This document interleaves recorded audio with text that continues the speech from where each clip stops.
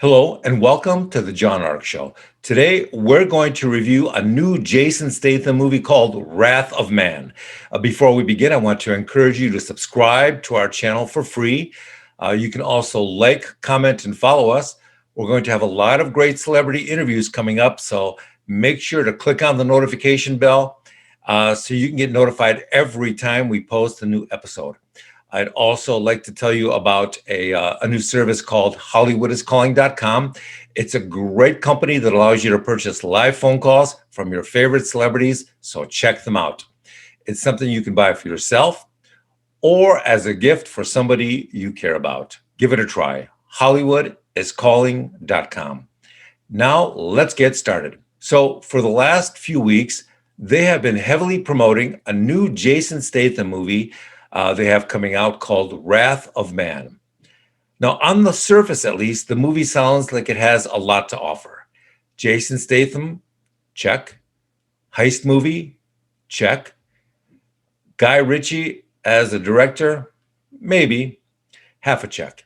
I got a little concerned because Guy's past movies have either been really entertaining or they've been terrible. So he can go either way. So I go to the movie theater. It's been a while, but I thought I'd try it out. Now, the movie starts, and for about the first 15 minutes, the dialogue sounds really corny and awkward. It sounds like someone who's never written a script before wrote it right after they bought their first thesaurus. It sounds like they're trying to impress, sounds like the author of the script is trying to impress their high school English teacher or something. It's really bad. But after about 15 minutes, the action begins and you start to overlook the terrible writing.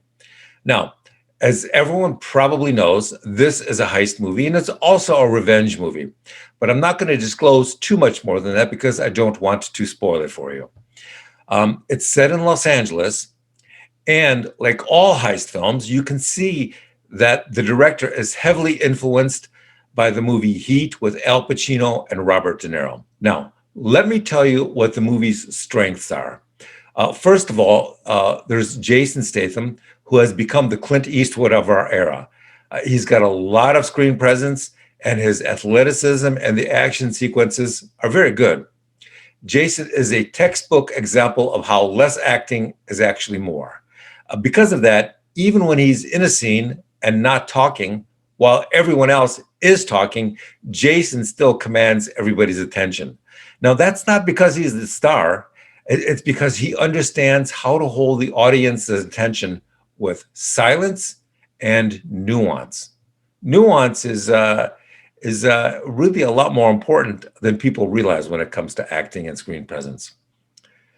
Next, there are the action sequences themselves. Now, they're technically proficient, they're well executed, but they do not rise to the level of the action sequences in Den of Thieves, Heat, Inside Man, and some of the other great heist movies done over the years. They don't feel as real or as believable. The scenes in Wrath of Man look like they're passable. Another thing that I noticed about the movie is how hard the dialogue tries to be clever rather than honest. It sounds like a bunch of stupid people trying not to sound stupid when they speak. It's awkward and it's distracting, really distracting. Here's another weird thing that goes on throughout the whole movie, and that is that even though it's filmed in Los Angeles, it feels at times like it's in London. I don't know if Guy Ritchie is using a British cinematographer to film the movie or if there's something else going on, but at times the movie is so dark and depressing, you feel like it's in some English ghetto. It's really a strange effect. Maybe Guy has just filmed so many scenes in his British movies in the UK that he unconsciously or maybe consciously, I don't know, tries to make this film look like London. It's very weird. So, if you're filming in LA, then the scenes should look like they're filmed in LA. Nobody loves a good heist movie as much as I do. On a scale of 1 to 10, I give Wrath of Man a 6. One of the problems is that there have been so many great heist movies over the years that Wrath has difficulty matching the standards set by those earlier films. It's got nothing to do with Jason, who is as good in this movie as any actor has ever been in a crime drama. But the movie and the script and some of the other actors are at times so amateurish that it's distracting. It's almost like the director hired a bunch of British actors who are friends of his, simply because they've convinced them that they could do a reasonably passable American accent. And you can see they're struggling with those accents. I still believe this movie will do well because of Jason and because of the action scenes.